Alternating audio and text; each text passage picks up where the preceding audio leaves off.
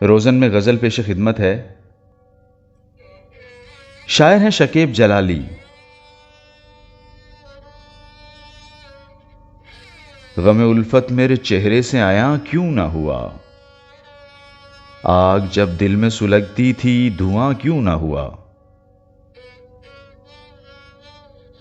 सेले गम रुकता नहीं ज़ब्त की दीवारों से, जोशे गिरिया था तो मैं गिरिया कुना क्यों ना हुआ।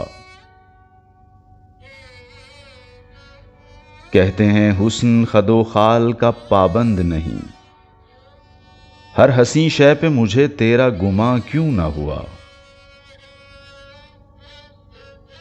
दश्त भी उसके मकीन शहर भी उसमें आबाद,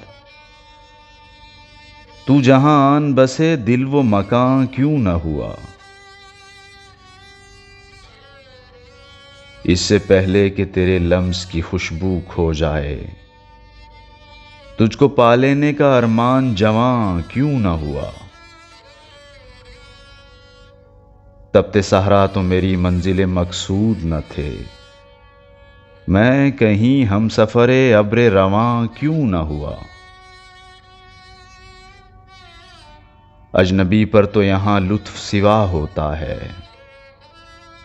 मैं भी इस शहर में बेनामो निशां क्यों ना हुआ।